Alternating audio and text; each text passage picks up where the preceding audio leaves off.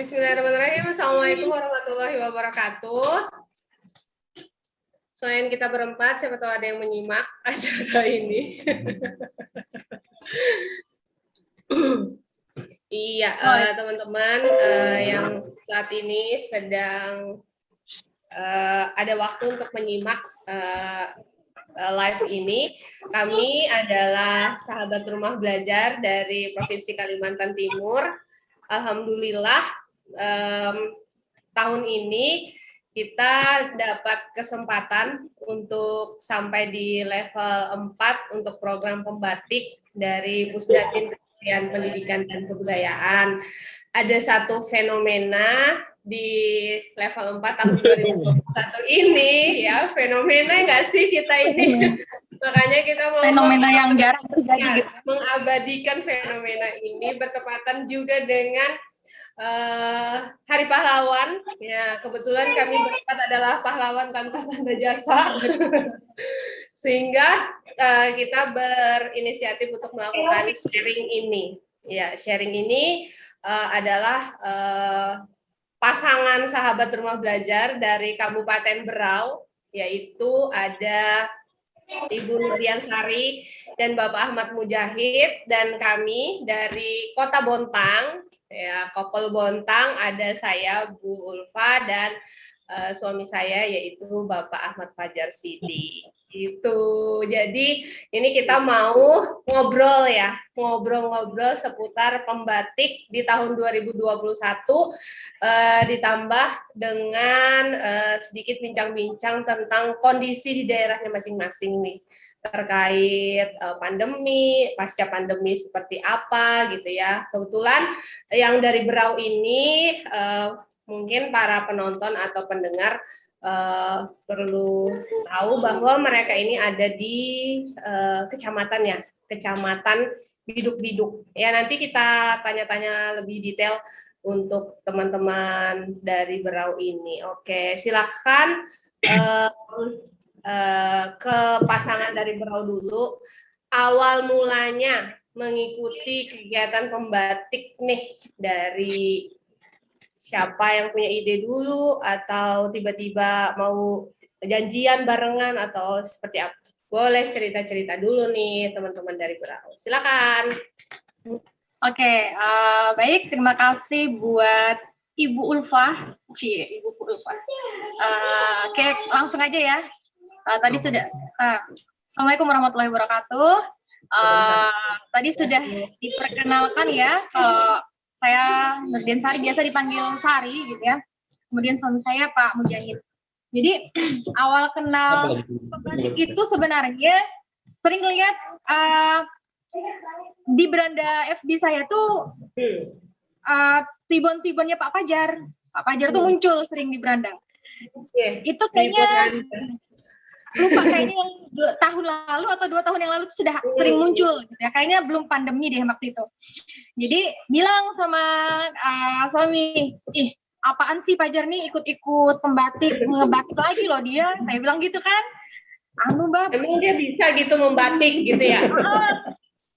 Enggak, ada kok jiwa seninya Fajar untuk membatik itu kan harus telaten gitu. Betul-betul ngebatik, yang ada dalam pikiran saya itu ngebatik. Terus tuh Fajar itu bilang, bukan dia bilang, dia tuh kayaknya ikut pelatihan yang pengajaran berbasis TIK. Oh, ngapain dia sekarang jadi guru TIK, Kak? Kayak gitu juga. Jadi lalu nih, setahun kemudian lewat aja, belum ada keinginan mau ikut. Terus itu pas pandemi ada pelatihan. Pas pelatihan itu yang dilaksanakan PGRI Kabupaten, kebetulan yang ngisi itu Bu Eva Marisa. Saya nggak tahu kalau dia pembatik. Awalnya ikut pembatik juga nggak tahu. Kemudian beberapa waktu kemudian seliweran juga di Facebook saya Bu Eva dengan rompi pembatiknya gitu. Sama juga nih sama kayak Fajar gitu kan. Dan saya waktu itu kayaknya senang aja sama Bu Eva gitu kan waktu itu. Jadi dari situ kok kayaknya pengen bisa ikut pembatik gitu kan. Terus di detik terakhir bulan April 2021 muncul di beranda ini pengumuman pembatik itu dari Facebooknya Bu Eva. Dan itu udah detik-detik terakhir. Jadi pulanglah ke rumah. Gelombang ke berapa? 22. Oh iya, terakhir banget tuh. Jadi 22 dari 25. 25 kan total gelombang. Jadi bilangnya sama Kak Jahit, Kak kita ikut yuk pembatik. Ini kesempatan nih mumpung pandemi ya daring, kita bisa ikut ya kan. Apalagi kayak kita ini, kami ini di kampung, jadi kadang info-info pelatihan itu telat dapatnya gitu. Nah, terus kalaupun ada info juga kadang udah mau sehari atau 2 hari mau mulai pelatihan, sementara ke kota itu jaraknya sekitar 8 jam. Kalau mau ke sana kan juga harus mempersiapkan macam-macam, apalagi banyak bawa anggota gitu. Jadi agak sulit kalau ikut pelatihan. Jadi ini kesempatan nih. Ya udahlah, akhirnya daftar nih sendiri. Terus Kak Jahit ini masih enggan mau daftar. Udahlah Kak, daftar sudah Kak, saya bilang kan, karena ini mumpung kita bisa barengan. Akhirnya dia ragu-ragu. Soalnya kalau sendiri tuh kayaknya nggak asik gitu ya. Akhirnya nggak ada yang bisa ditanya-tanya nanti ya, disuruh ngerjakan tugas gitu kan. Modus Anda bikin lagi sibuk. Gimana aku kalau ngerjakan tugas kan gitu ya. Rempongnya nanya-nanya terus gitu. Walaupun sebenarnya bisa ngerjain sendiri, cuman kalau nggak ada teman untuk berbagi gitu kayaknya kurang asik. Kurang lah ya, gitu. Oke, tadi sempat ini apa? Saya kira GR juga nih gara-gara Pak Fajar, ternyata bukan Pak Fajar. Ya tolong. Tadi Pak Fajar itu hanya kata pembatiknya. Ternyata Bu Eva yang jadi inspirasi teman-teman Berau ya. Bu Eva itu angkatan berapa? 2019. Bu Eva dia 2019. Kayaknya tahun lalu deh. 2020 kayaknya rompinya yang coklat. Rompi coklat. Yang coklat. Iya, yang coklat 2020. Karena online 2020 juga maksudnya ya awal mula online ya enggak. Bu Eva juga ketemu di VCT sih, tatap maya. Jadi dari 2019. VCT dijelaskan dulu. Siapa tahu nggak tahu. VCT itu apa? VCT itu virtual koordinator training ya, dari programnya dari Siameo. Wah, dia tuh ke kelompok kumpulan Menteri Pendidikan se-Asia Tenggara kalau tidak salah. Mengadakan. Nah, itu awal mula saya kenal pembatik. Iya. Jadi kalau Pak Fajar ini bertemu dengan Bu Safa, ya, terus Pak Yahya yang saat ini itu jadi DRB, itu awalnya di program itu. Nah, saya juga sempat bergabung di program itu, tapi lagi-lagi 2 tahun dilewatkan aja. Dia aja yang sibuk dengan ganti-ganti rompi gitu kan. Kenapa jadi ada rompi terus di rumah ini gitu kan, kok kayaknya asik. Nah, itu jadi saya juga itu bisa untuk foto keluarga. Iya, bisa buat seragam lebaran gitu ya. Nah, sekarang nih saya tanya lagi ya. Tadi kan kalau Pak Mujahidnya itu gara-gara anggaplah diajak lah, diseret-seret lah ya sama ini Bu Sari. Sekarang setelah kemudian menjalani program ini, tanggapannya Pak Mujahid seperti apa program pembatik ini? Dari yang paling sepuh di antara kita semua ini. Nah, yang pertama gini dulu, perlu dijelaskan, siapa tahu nih penonton ada yang belum tahu. Waktu SRB Berau itu kan tahu bahwa kami ini suami istri, wow mereka gitu ya, wow. Termasuk waktu di grup besar itu 30 SRB tahu bahwa di Bontang ada kapelan, di Berau ada kapelan, wow katanya gitu. Tapi teman-teman itu nggak tahu kalau ternyata kapelan Bontang dengan kapelan Berau ini sebenarnya satu geng gitu. Itu lebih wow. Iya, mungkin kalau kita kasih tahu dia lebih wow lagi. Jadi satu perguruan juga ya kan? Saya sama Bu Ulfa itu teman dari SMP. Kemudian sampai kuliah kayaknya takdir menggariskan selalu bersama seperti itu ya. Kemudian kalau Pak Fajar teman satu kelas. Satu angkatan. Satu angkatan kami. Nah, kalau saya 2 tahun di atas mereka semua ini. Satu alma mater, satu prodi program gitu, studi. Studi. Jadi, Itu ya perlu informasi tambahan yang sebelum lebih SRB ini udah mewaukan tahu. fenomena ini. Oke. Jadi itu lanjut ke Makanya pertanyaan tadi lagi Pak sepakat. Mujahid. Tanggapannya tentang Nah, pembatik. makanya tadi sepakat sama yang tadi dikatakan Bu Ulfa, ini momen langka, belum tentu tahun depan ada lagi gitu lah. Pembatiknya ada, tapi kaminya yang belum tentu Ya, ada belum lagi. tentu bisa tembus sampai sekarang Ya, gitu ya. belum tentu tembus sampai, Jadi mudah-mudahan gini, tembus sih. Ikut pembatik itu kan level 1 itu masih mudah gitu ya kan, level literasi cuma baca-baca gitu. Tiba-tiba ada ada ujian, boleh Buka open book lagi, buka modul dan sebagainya. Belum merasakan ada tantangan. Tiba-tiba masuk level 2, mulai tuh buat video. Nah, saya jujur kalau buat video yang edit dia gitu. Jadi saya buat skenario di tag, gitu. nanti yang edit dia. Karena biasa ngedit video gitu kan. Ya. Tapi masih belum terlalu wow gitu. Nah, sampai kemudian masuk di level 3 dengan tugas akhir kita membuat MPI itu, media pembelajaran interaktif, ketemu SAC. Nah, SAC software baru buat orang ternyata kampung. Wow gitu. Nah, dengan waktu 2 minggu harus bisa mengoperasikannya gitu. Harus menjadi pro di situ gitu. Nah, itu kemudian memacu adrenalin di sana. Masuk lagi di level 4, bertemu dengan orang-orang luar biasa, DRB yang memacu kreativitas gitu. Ternyata berharga sekali masuk ke pembatik itu. Pengalaman ini ya. Pengalaman ini maksudnya yang berharga banget. Oke. Pengalaman berharga banget gitu. Iya. Oke. Ada lagi tambahan? Target tahun ini ganti rompi dengan selempang. Jadi kan ini pada dasarnya kita semua adalah duta gitu lah. Jadi kalau di antara kita berempat ada yang dapat selempangnya, itu adalah bonus. Iya. Betul. Ini Pak Fajar mana ini? Kita juga mau tahu pengalaman Pak Fajar menjadi ibaratnya gimana ya? Nggak bosen gitu loh untuk ikutan dari tahun 2000 dari tahun ke tahun. Apa tantangannya gitu loh dari tahun ke tahun kok sampai semangat betul gitu nah untuk apakah ngejar selempang gitu. Atau apakah ini adalah selempang-selempang yang tertunda gitu ya. Tapi beliaunya lagi terima telepon ya. Mohon maaf belum bisa join ke kita lagi. Oke, kalau Bu Ulfa gimana? Kenal pembatiknya apakah karena memang ngelihat Pak Fajar rajin ikut, kemudian kayaknya aku juga harus ikut deh, kayak gitu atau gimana?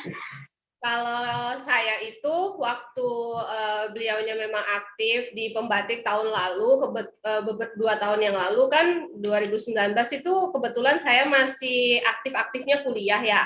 Teori kuliah S2 saya masih banyak, jadi tidak terlalu tertarik waktu itu. Kebetulan di 2021 ini kan memang kita membutuhkan ilmu tentang digitalisasi pendidikan. Kita lagi kena pandemi dan saya ajak teman-teman di SMP TDHBS untuk bergabung di pembatik seperti itu. Jadi ya memang kita memang merasa membutuhkan ini gitu ya, kesempatan untuk menambah ilmu kayak tadi yang Pak Mujahid bilang. Ada ilmu tentang pembuatan video, ada yang tentang MPI dan lain sebagainya gitu sih. Jadi saya aslinya itu kami berempat ya dari SMP TDHBS, saya ada Bu Erni, Bu Sri dan Pak Ibnu.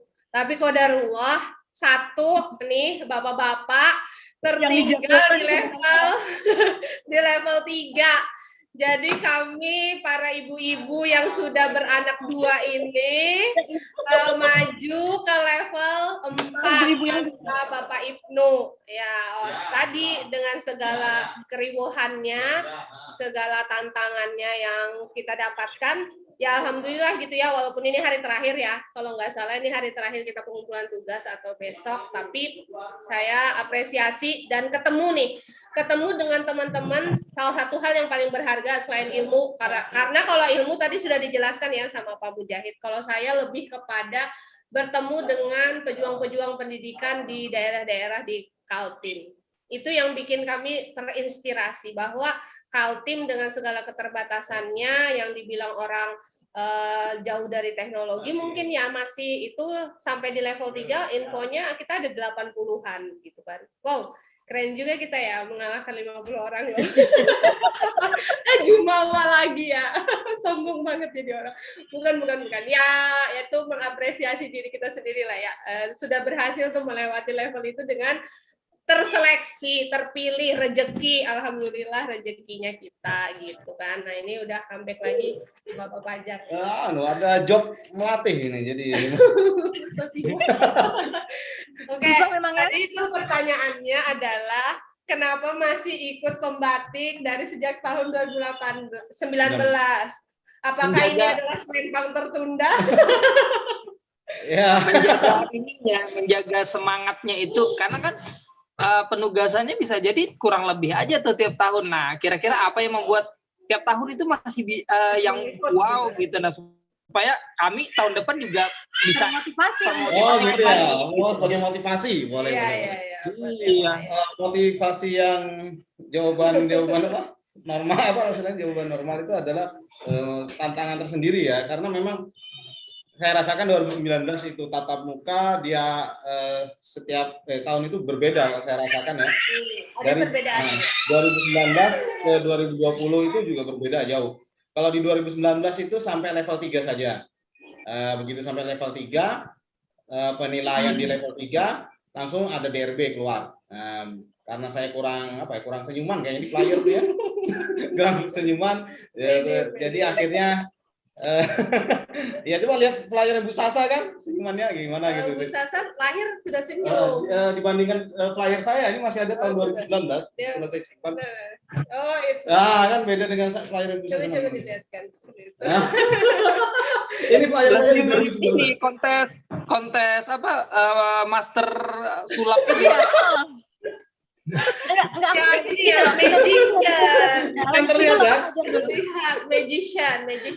Terlihat ya pernah di share gambar post ex-bannernya Bu Sasa kan dia senyum gitu kan. Dia kurang senyum jadi tertunda selempangnya. Masuk ke 2020 saya rasakan berbeda karena di sana ada level 4. Kami alumnus SRB 2019 itu masuk langsung ke level 3. Nah, jadi kami menunggu ada bypass. Iya, kami menunggu teman-teman yang melalui tahap tangga level 1, level 2. Tiket. Ya, golden ticket seperti itu. Berarti kita nanti ada golden ticket ya harusnya ya? Nggak tahu ya. Nah, kemudian tentang itu sendiri, di sana ada pilihan membuat karya MPI. Nah, disitulah ada tantangan tersendiri, ada tambahan lagi karena memang teknologi berkembang terus ya. Nah, di situ tantangan tersendiri. Dan juga saya ingin ganti rompi gitu kan, masa merah aja ada yang ada di lemari kan. Ganti rompi. Nah, akhirnya masuklah saya di level 3, rupanya ada tugas tambahan MPI, saya upload MPI. Nah, MPI sendiri kan banyak teman-teman SAC saya menggunakan PowerPoint, saya coba PowerPoint dengan iSpring gabungan. Nah, setelah itu juga rupanya ada beda lagi di sana level 4 kan, itu akhirnya lolos ke level 4. Di level 4 ketemu teman-teman baru juga, teman-teman baru, ada juga alumnus 2019 juga ada sebagian. Nah, kemudian di situ rupanya ada lagi setelah level 4 masih dipilih lagi 5 finalis DRB. Alhamdulillah juga saya masuk. Berarti kan patut semakin dekat ya, pemirsa 2021 ya. Masuk jadi patut diperhitungkan saya ya. Finalis bayangkan dari 30 dipilih 5 orang ya. 5 orang.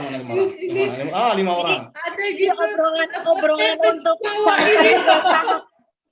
ya, 5 orang ini 3 dari Bontang, 2 dari Balikpapan. Nah, akhirnya yang masuk Balikpapan. Iya, dua-duanya dari Balikpapan. Karena memang kurang berbobot mungkin saya ya. Pada saat itu memang bobotnya masih kurang. Dan kurang ganteng juga dengan Pak Bakrowi gitu kan. Bobotnya juga kurang sih. Padahal belum sempat bandingkan bobot. Iya, harusnya ada foto menggunakan rompi buku setiap itu. tahun. Nah, kemudian akhirnya lewati dan akhirnya 2021 berbeda dengan 2020, alumnus SRB level 4 dia bukan di level 3. Dia diturun lagi akhirnya menunggu di level 2. Jadi saya tidak melewati level 1 tetapi langsung lewat level 2. Bentar, ini nge-lag deh. Nge-lag nggak sih teman-teman Brau? Halo, halo, halo, halo. Tes 1 2, apakah jaringan di sana cek?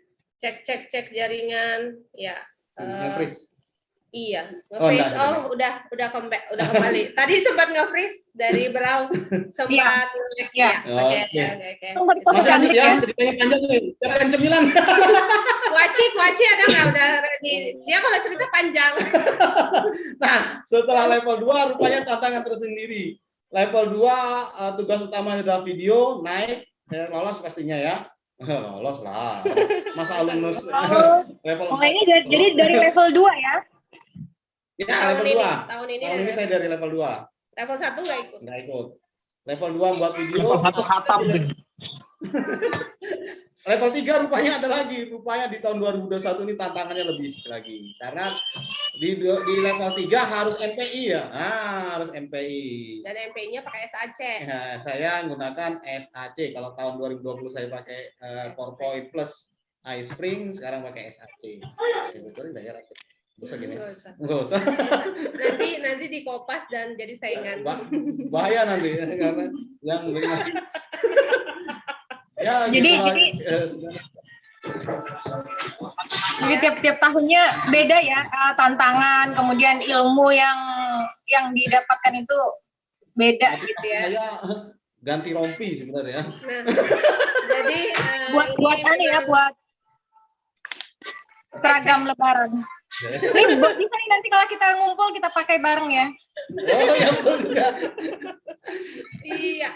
Jadi itu ya teman-teman yang sedang menyimak bahwa kami ini berangkat dari motivasi yang berbeda-beda, kemudian disatukan dalam sebuah program pemerintah yang walau bagaimanapun ya harus tetap kita selesaikan tugasnya gitu ya. Insya Allah hari ini adalah hari terakhir gitu. Kalau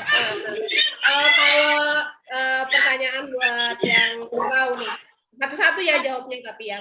Dari beberapa level ini, mana level yang paling sulit menurut Bu Sari atau Pak Jahid, dan alasannya kenapa tuh milih level itu yang paling sulit? Kalau saya di level 3 karena itu software baru, waktunya hanya sekitar 2 pekan, harus bisa gitu, dan bukan sekedar harus bisa, harus bagus. Nah itu yang sulit tuh, harus bagus karena dengan stresnya gitu kan, sudah diekspor ternyata nggak jalan lagi, luar biasa gitu. Ya kalau Bapak, kalau Anda level mana yang paling sulit? Yakin saya level terakhir. Ya level 4 lah ya. Ya, Bapak ini tidak suka yang berhubungan dengan seperti itu. Dia mah udah pro kalau yang kemarin SAC sebelumnya udah pelatihan ya. Ya, karena memang beberapa kali saya memang kalau program SAC sudah ada pelatihan yang sampai beberapa kali, bahkan 3 kali atau 4 kali SAC itu sudah sebenarnya nggak asing. Berarti bisa diculik ke biduk nanti itu. Cuman karena bukan konten kreator, jadi ya memang sesekali asal tahu aja, tahu penggunaannya seperti ini. Sebenarnya ada lagi software yang lebih mantap lagi, lebih halus lagi, yaitu yang disebut articulate storyline. Itu sekedar tahu saja ya saya. Kenapa beberapa teman itu pakai itu ya. Level 4 kenapa ya? Itu kompleks ya, ada membuat video, terus membuat tulisan, membuat tulisan lagi.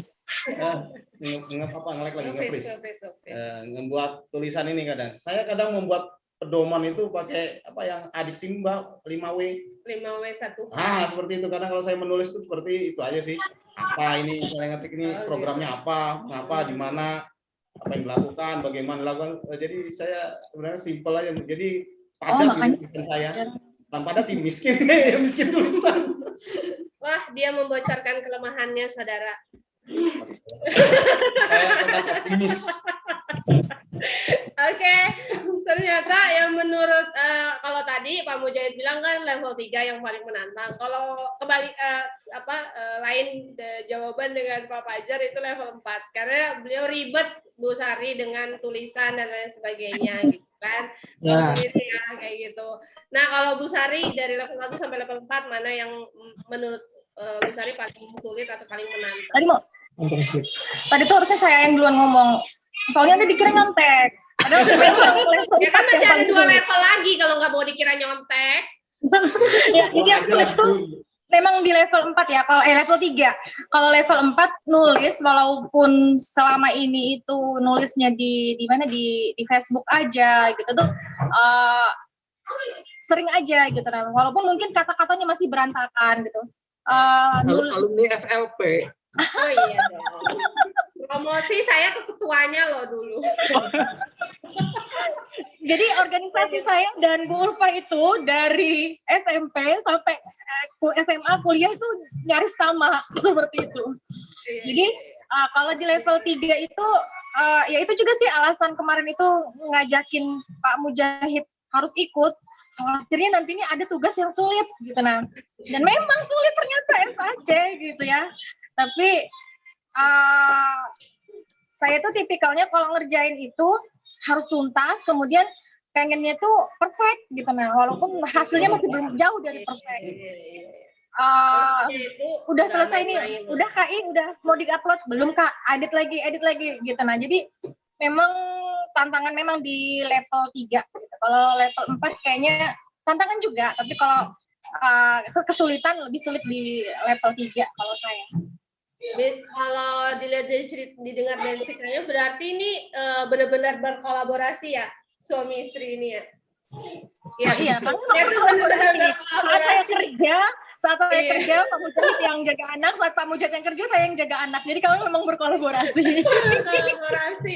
Ya, itu bedanya lagi kalau kayak kami berdua ini, kalau saya walaupun ini pro tapi kita jarang berinteraksi atau ngobrolin tentang ini tuh ya sepintas-sepintas aja gitu. Jadi kalau kita tuh ngerjain sendiri ya. Tugas masing-masing gitu ya. Kita tuh kayak saingan sih emang gitu. Lebih kepada berkompetisi, memperebutkan selempang. Enggak. Musuh dalam selimut. Oh, iya. Itu makanya waktu cerita bilangnya, Ulfa ininya ngerjakannya sama teman-teman di HBS. Loh, Fajar kemana? Gitu. Sementara kami itu bersampingan, laptop itu sama-sama ada. Fajar ada waktu kami ngerjakan di rumah ya cuma nonton aja. Jadi kirain tuh Pak Fajar yang ngasih materi khusus ke teman-teman di HBS kan, jadi sempat bikin ini ya di rumah Ulfa ya. Bikin kayak seminar belajar kelompok, seminar, ya, belajar kelompok. Kerjain PR bareng itu Fajar yang ngisi. Enggak sih. Waktu itu ya kami ngandelin tutorial YouTube, cuman nyoba-nyobanya bareng-bareng aja. Kalau saya sih lebih memilih untuk belajar pribadi. Iya. Lebih belajar pribadi sih. Curiganya ya silakan curiganya Papa ngelek. Enggak kok di sini enggak ngelek.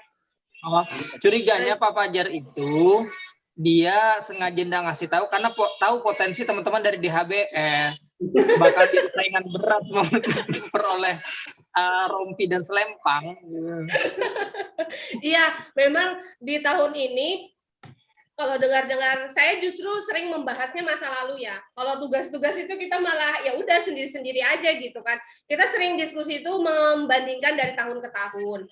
Kalau di kemarin itu bahkan apa ya, istilahnya nggak kayak sekarang nih, tiba-tiba langsung 87 tuh semua di level 3. Sempat ada kekhawatiran juga ya, sempat adalah bahasa anak sekarang insecure juga kita lolos nggak ya gitu di level 4 kan. Sementara ada 80 sekian yang bergabung di level 3 waktu itu. Sementara tapi kita sering ngintip-ngintip ya, pengumuman terus prediksi. Iya, makanya kita kan ngeliatin gitu. Siapa aja sih yang kira-kira di level 4, walaupun ternyata ada beberapa yang lama-lama juga ya. 3 orang dari siapa aja? Sebutin nih. Itu berarti bisa jadi kandidat. Coba sebutin teman-teman Anda di 2020. 2000, enggak tahu ya kalau yang sebelumnya 2019 deh kayaknya. Ada siapa Bu Ratri sama Pak Rahmat. Rahmat Anwar dari SMK 2 Tenggarong. Yang SMA. Itu kan rompinya kalau bisa rompi merah semua ya. Iya. Rompi merah tuh tahun 2019. Ya. Kemarin satu kelompok ikut dengan saya, jadi mereka belum dapat rompi merah. Berarti 2019 bukan 2020 ada nggak? Nggak ada ya, nggak ada. Itu Bapak sendirian berarti, Pak. Ya Allah, Bapak ini aja yang tersisa di 2020 ya, teman-teman. Jadi bisa dipastikan lah saingan berat kita ini siapa dalam memperebutkan. Berat banget ini Bapak Ibu. 2020 hanya Pak Fajar yang tersisa melanjutkan. Ini statusnya Fajar ini didorong untuk maju atau sebenarnya kita bully ya?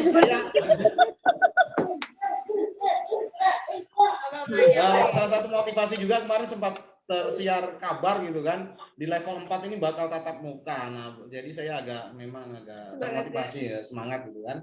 Karena biasanya kan jarang-jarang kita kan libur. Beda juga hawanya ya kalau tatap muka gitu. Tapi sepertinya bakal energi lebih banyak kalau tatap muka. Betul sih. Intinya semua ada plus minusnya. Kalau tatap muka mungkin lebih fokus ya kalau ngerjain tugas-tugasnya.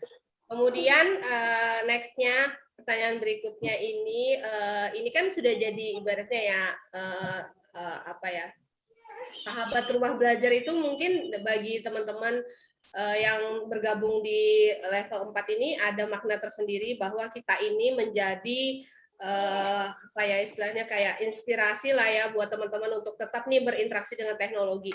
Sekarang kan sudah mulai nih, kalau di Bontang sendiri kan sudah mulai PTMT, sudah mulai terbatas. Nah, apa nih next-nya harapannya, terutama dalam penggunaan teknologi di kelas? Apakah kemudian nanti pasca ini tetap dipakai, atau mungkin merasa kita terbatas, jadi kita akan kembali sajalah kalau sudah tatap muka kita pakai papan tulis aja gitu. Nah, harapannya teman-teman Berau seperti apa nih? Dengan tantangan sudah kembali normal, tapi kita pengen tetap, ada nggak kepengen tetap menggunakan teknologi ini di kelas? Kalau kemarin saya sepakat yang disampaikan Pak Prapto, Dr. Haji Suprapto, yang waktu pembukaan acara di Berau itu, beliau mengatakan ya walaupun nanti sudah tatap muka, penggunaan teknologi itu harus tetap dijalankan gitu, karena udah zamannya nih gitu. Karena kalau bukan guru yang mengarahkan siswa dengan penggunaan teknologi yang bijak, ya mereka akan mendapatkan dari yang lain yang bisa jadi akan negatif gitu. Maka kita harus mengarahkan mereka gitu.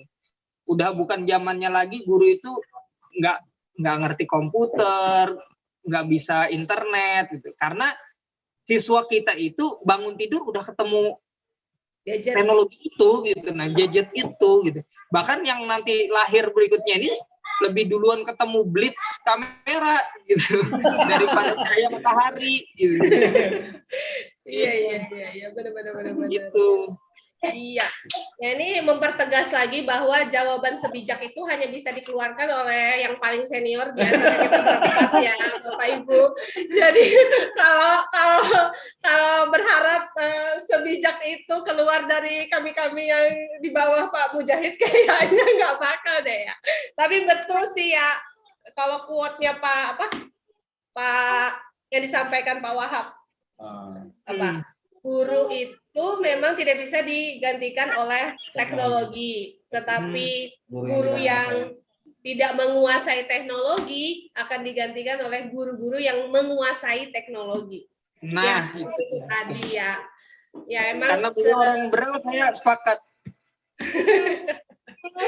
Kalau Bu Sari gimana harapannya ke depannya untuk penggunaan teknologi pasca PTMT ini? Apakah masih komit mau pakai, mau balik aja deh kita pakai spidol dan kapur misalnya?